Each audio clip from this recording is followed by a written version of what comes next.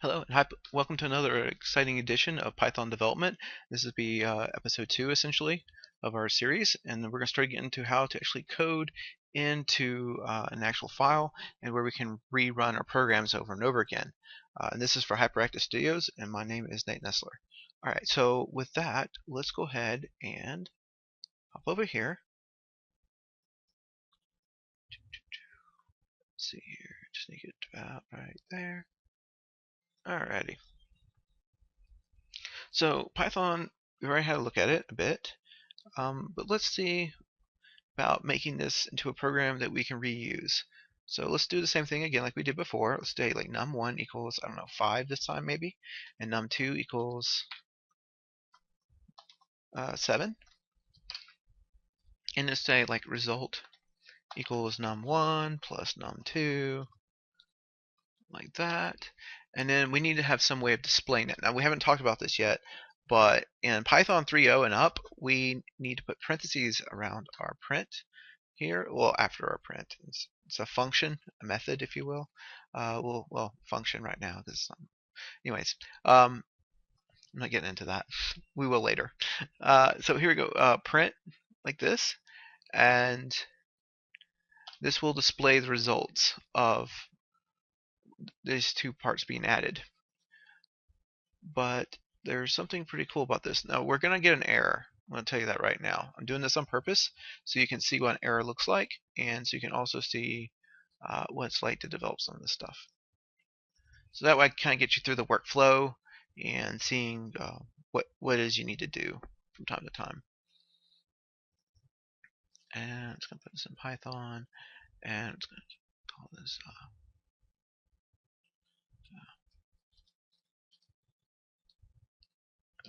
let's just say training programs, training scripts, whatever. I don't know. That works for me. All right, and so let's do. It's going to be a basic program here, so it's going to call it basic.py. Alright, and so now I got this program. And then if I want to run this program and see the result of what I typed up, I go to run, and then I say run module. So click that, and it's thinking about it. And bam. And actually it worked. Okay. I was expecting to get an error from that, but it didn't. So that's kind of cool. I was expecting to get an error because I didn't convert the number into a string. But let's say I wanted to, I might get an error here in a second. I want to add that, right? So I want to add this number to the string. This is where I'm going to get my error. So I can just print, apparently, without having to convert it. But usually when you do this, you're always having text with it. So, it's kind of a little different. So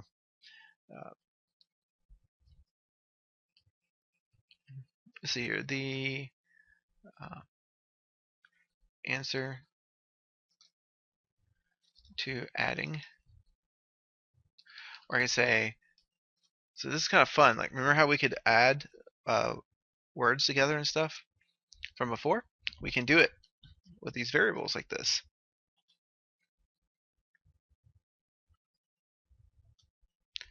And then I can put text in between, and then this is just a plus. Now this plus right here doesn't actually do anything, we're just displaying it. So everything inside of quotes is going to get displayed.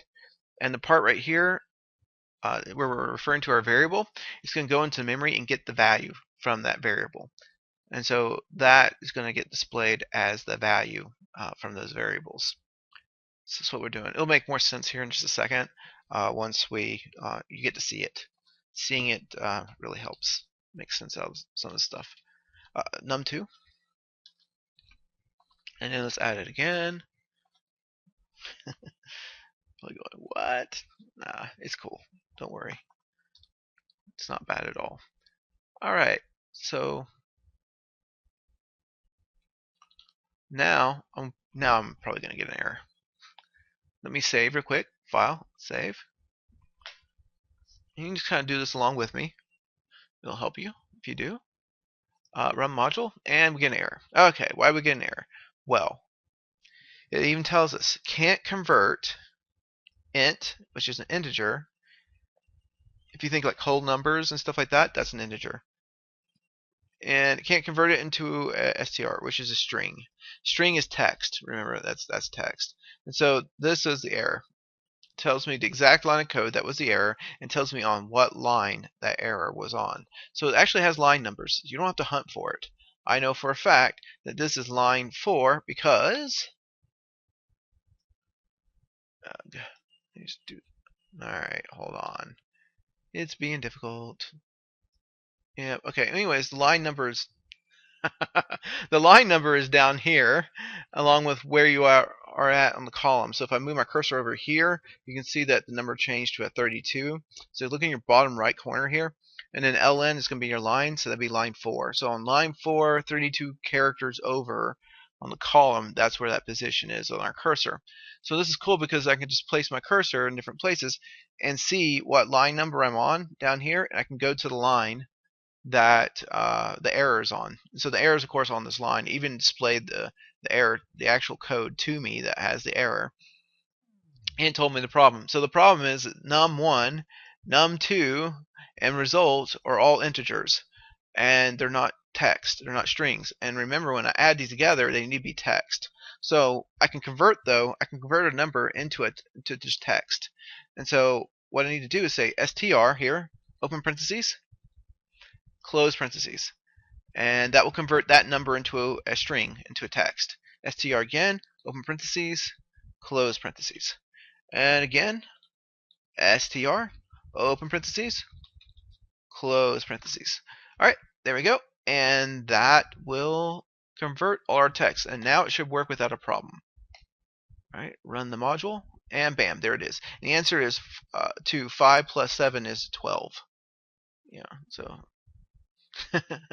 and bam, there we go. So we wrote our first little program. And that's all there is to that. So this is cool and all, but one problem, normally when you're running programs, you want to have someone else be able to type things into your programs so that your program doesn't do the same thing every time. I mean, what would really be the point of having this program that only adds 5 and 7 to each other every single time you run it? That it's just going to be 12 every time, and it won't really serve a real purpose. So what we need to do is substitute these numbers and ask someone to enter in their own number, and then we can add them together in our program and then show them the result. So let's do that real quick here. So I'm going to use a special command called input, and what input does is ask the question, and we need to give it the question that we need to ask, and it asks them to input information. So input here, and we're going to say enter a number. I'm just going to colon. I want to put a space here at the end, so otherwise when they type it, they'll be typing right up against my word or whatever, or against that colon, and it's going to look ugly as all get out. So I really want to put a space afterwards because it just really helps, make it look prettier. And then I'm lazy, and I want you to be lazy too. So I want you to hold down like Control Shift and hit your arrow key over and select that whole line. Now hit Control C as in copy. Control C for copy, and then we're going to come over here and we're going to hold down Shift, hit the arrow key over, then hold down Control, and then hit V as in Victor. V as in Victor. Hit that, and that's going to paste in another input, so I don't have to type that twice. So we don't want to type a whole bunch of stuff over and over again. It's a waste of time. So I'm going to say enter another number. Yay. Alright, and then after it's done, it's going to return whatever they typed. It's going to store it into a variable, and it'll be this variable right here. Now you're not going to get the result that you're expecting here in a second, and I'll show you why. And this is what's called a logic error. So earlier I created what was called a syntax error when I didn't put this str around each one of these numbers and convert them into a string, because I was trying to take a number and add a number to text. And you can't add number to a text. It doesn't make sense. And the computer agrees with that. It doesn't make sense. You can't do that. How are you going to do a mathematical operation on the word who or cat? I mean, how are you really going to do that? So you can't. So Basically, I mean, with a number like 5 plus cat. I mean, what's that? What's the answer to that? Computer goes, I don't know. And so, that's kind of the same idea. So that's why we had to convert this to a string, so that's text. So it looks at the 5 as just being like a word or text, inside of a sentence. So basically, that's how that works. And we're going to create now a logic error. The problem is when people type in stuff, every time it comes back as nothing more than text, always. And so the problem is when this comes back as text, it's going to get stored into this variable as text and not as a number. So let's go ahead and run this and see this. And this is called a logic error, where the code is correct, it does work, but we didn't logically think something out correctly, and that's where we run into a problem. So maybe I'm going to do 12 and 15, all right? And you're like thinking, okay, so 12 plus 15 should be what, 27, right? Well, no, because we have a logic error. So check this out. I get back 1,215, basically. You're sitting there going, what? No, it didn't actually do a mathematical operation. Remember when you add two words of text together, what happens? You get one whole sentence. Remember, are we there yet? And then no. Remember how we added those together? Same idea. Well, we're doing that, but these numbers here are coming back as words. So when we input them right here, so when we input this, it came back as a word instead of a number. So it is the number 12, but it is being viewed in the computer as a word. And then 15 is coming back as a word. And so when we add the two words together, we got 12 added to 15 as a word. And so we get 1,215. Of course, that's not the right result if we're thinking from a mathematical standpoint. So that's a bit of an issue. So of course, this is a bit of a problem here with this being a 12 here and a 15 put together as one word. So let's see what we can do about that. All right. And what we need to do is we need to convert this to an integer. So int, like this, and put this around in parentheses. All right, now that's kind of getting jumbled. That's a little hard to read. So I'm going to put a space here in between. I'm allowed to do this, and it makes it a little easier to read. Don't have to, but I want to. I want to because I want to stay neat and clean as much as possible, and so do you. Because staying neat and clean basically means less headaches, less problems, less issues later on, and you do not want issues as you do your coding. It just becomes a headache. I'm going to go ahead and save. I can do the same thing over here too, so that way I can kind of separate this from that. It makes it a little clearer and easier to understand when you're looking at your code. Always try to be as clear and clean as you can when you're doing your coding. Alright, so I'm going to come over here to run, and let's just do a run module again. Awesome. Let me pull this window back up so you can see it. Okay, awesome. So it says enter a number. Let's do one again. So let's do 12 again, and let's do 15 again. And bam! Oh wow, 27. So I got the result I was looking for. Why? Because it basically took the 12 and took 12 as a word and then converted it into the integer 12, which is a whole number in mathematics. Like 1, 2, 3, 4, 5. Those are all whole numbers. Those are all considered integers. And then same thing here. This 15 got converted from the word 15 into the actual number 15. And so then when we said number 12 plus number 15, it actually did a real mathematical operation on it. And so it came back, the result was 27. I'll show you in the code, right? So, that 12 got stored into num1 when we ran a program, and we typed in 12 for that first prompt. And then 15 got stored into num2, and check it out, it got converted to an integer, right? Because we put integer here, right? And this brought it back as string, whatever they typed, and then this converted that string into an integer.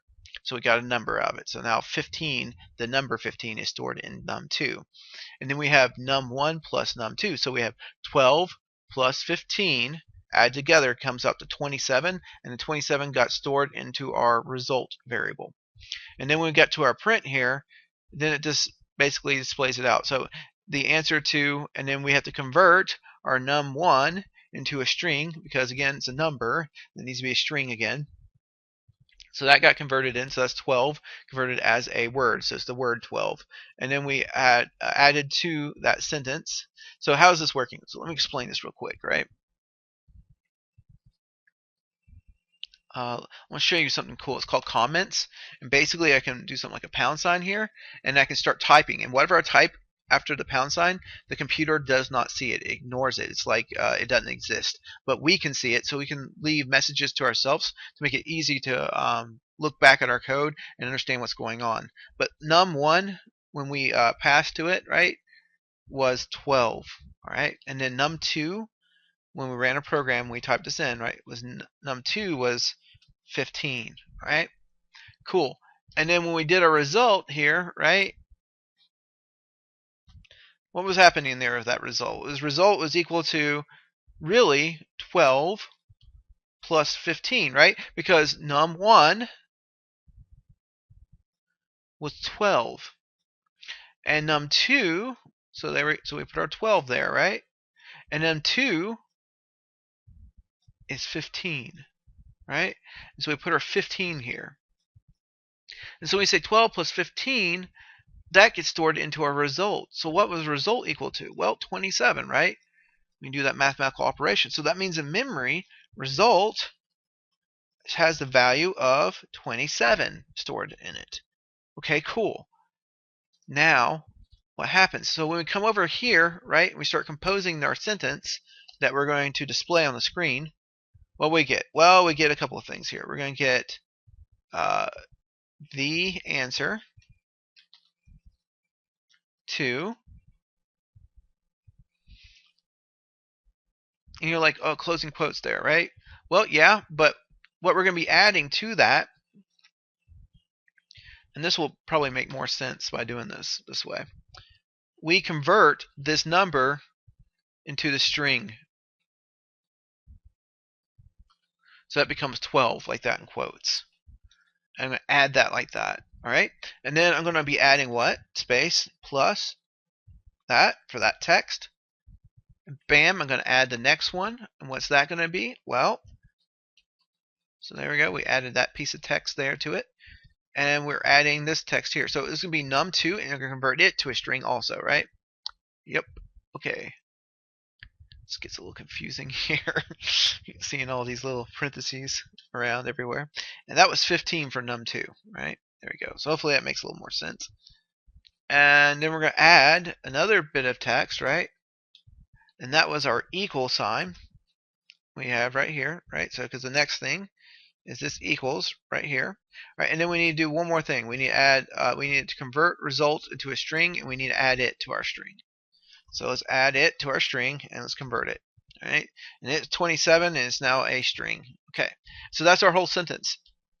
So when this gets displayed, right, and we do all these add operations, it comes back as the answer to 12 plus 15 equals 27, like that. That is how that code works. So you see, each one of these is just a little string right here, and we're concatenating and we're adding them together. The technical term for this is concatenation. We're adding them together because once we start adding strings together, we call it concatenation. It's not an actual mathematical operation. We're sticking this string here, and we're sticking it like super glue to the other string. So that's what we're doing. And then here I'm adding the text plus with spaces on each side. Well, you're probably going, well, why do I want to do spaces? Well, here's the thing. The reason why I put a space here, and I put a space here and a space here, the reason I did that, because if I didn't do that, this is what would happen. Try reading that, right? And then if I didn't put the spaces around the equal sign either, we'd end up with this mess. And that's what our string would look like. So that's why we need to put these little spaces here, like this here, and the space here, and the space here, and the space here, and the space here. Because otherwise, you know, we don't get that spaced out like that. So that's why it has spaces on each side of the equal sign. And then this is why we need the spaces on each side of the plus sign. And then this is why we need the space after the TO right there. So that's why I put those spaces in like that. I thought ahead when I was typing this up. You'll do it too off the top of your head later on. The moment you see this happening when you display and things get jumbled together, you go, oh wait, I need to put spaces in there. So just kind of throw that in there when you need it, and it'll make life a lot easier. Okay, cool. So with that, let's go ahead and check out our program and see it running again. All right. So one more time, 12 plus 15. And I really need to pull this window up. My mistake. I'm so sorry. All right, so there we are. 12 here, 15, and then bam, we get our sentence just like I said it would be, and it's perfectly done. And I'll even prove it without putting those spaces in like it should and see what happens. I'll prove that it will do exactly what I said it'll do with jumbling it all together. Just so you can see that, yeah, I'm not making that up. It is going to actually be a headache. All right, so let's see this headache in action. All right. And this is what's called a logic error, of course, because I didn't logically think out that I need to put spaces there. The computer did exactly what I told it to do. Like I said, the computer's not very smart. It doesn't think for you. You have to do all the thinking. Yeah, check it out. The answer to 12 plus 15 equals 27, all one word. Blah, blah, blah, blah, blah. Okay, so of course, you don't want to make it say blah, blah, blah, blah, blah. You want to make it say what you want it to say. So we need to come in here, of course, and put those spaces back in. So that's what's happening there, and that's why it's an issue. And yeah, of course, we don't want issues. All right, issue free. Yay. Now if I run it again, it'll be fine. Yes. All right. Just pull this up so you can see it. All right, 12, 15, and there we go. We have answer to 12 plus 15 equals 27. Awesome. All right. So this is cool, but what I'd like to do is show you some more interesting, useful stuff. And another thing that we can do is start using something called functions, or methods, if you will. You might be going, well, why do I care? Well, because actually it makes it easier to make your programs work, where you have fewer problems and fewer bugs. So I want to show you how to make life easy for yourself. So when you're developing a program, you want to start developing it as each piece as a function, or break it into its components, into its pieces. You don't try to solve the whole program all at once, because if you do that, you're going to have a lot more errors, and then when you have a lot of errors, it takes a lot more time to solve them, because you don't have to just look in one place to find the error. You have to look all over the whole program to find the errors, and then when you're doing that, it just takes so much longer to find all the mistakes and issues.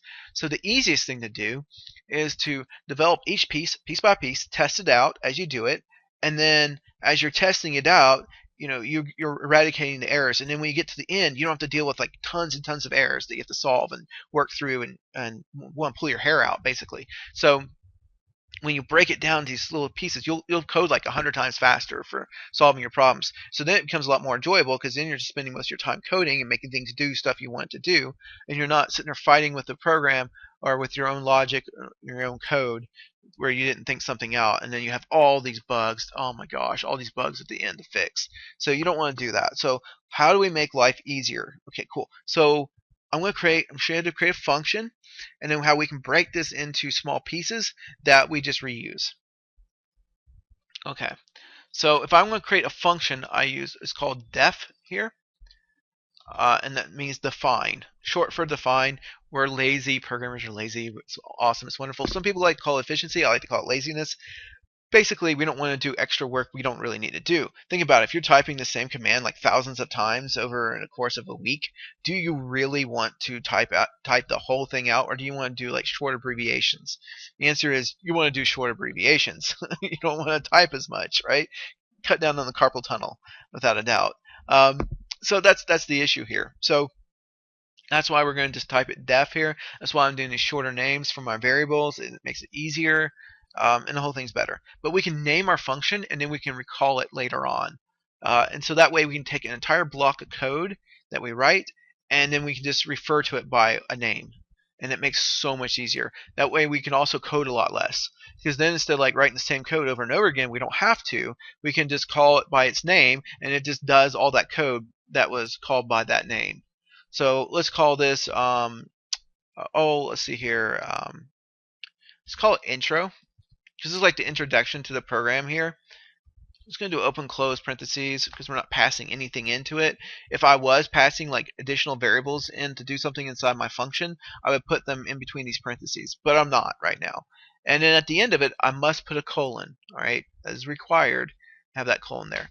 Now, since it's inside this def, this is actually part of the Python language, I have to tab over. The moment I untab, I'm no longer typing stuff inside of my intro function here. It's now part of just a regular part of the program. And so we're no longer inside the intro program. So everything I want to be inside my intro code, I need to tab it over underneath the intro. And then when I'm done coding underneath the intro for my for my function, define here for my function, I need to untab it. So let's do this now. I'm going to come in here. I'm going to do a print. So and let's do a little welcome message like this program adds two numbers together and shows the result. Yay! All right. And then let's start taking our input, right?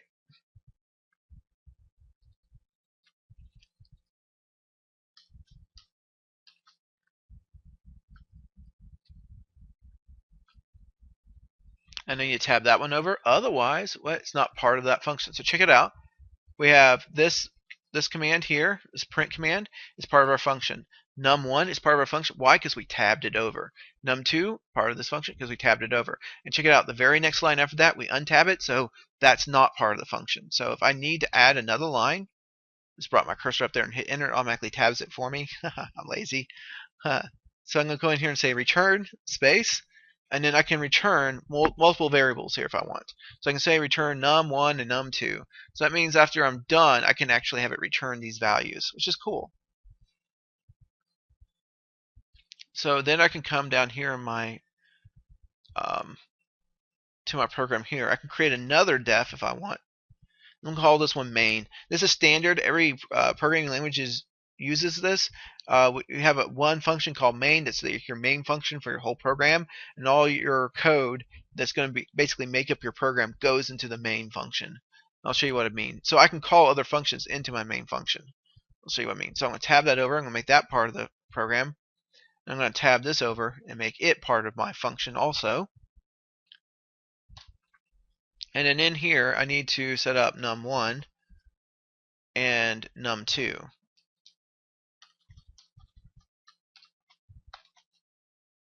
And I say intro, like that. Awesome. Awesome, awesome.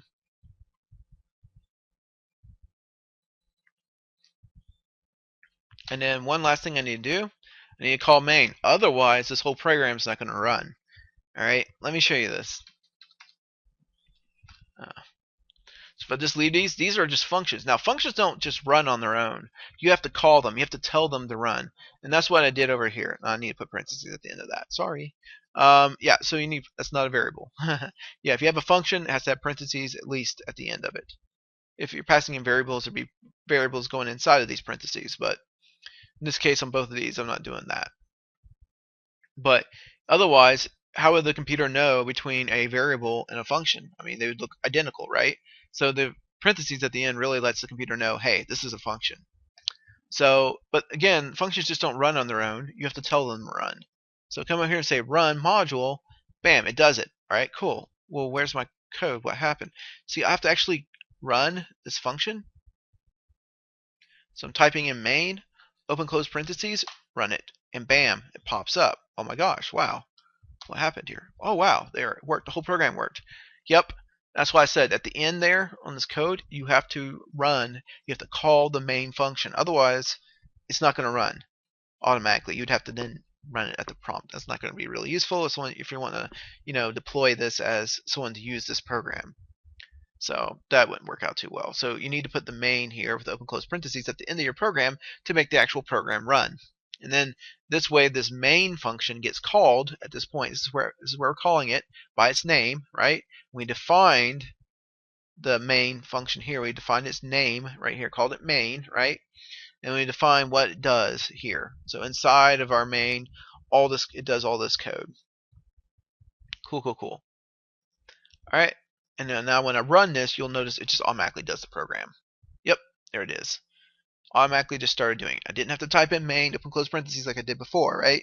Because I put that at the bottom of my program, it just automatically starts running. And now I can say, like, I don't know, 6, and let's do 8, I guess. And bam, there I get my results. 6 plus 8 is 14. There we go. So that's how you can organize your code. You can break things down into their parts and solve them piece by piece.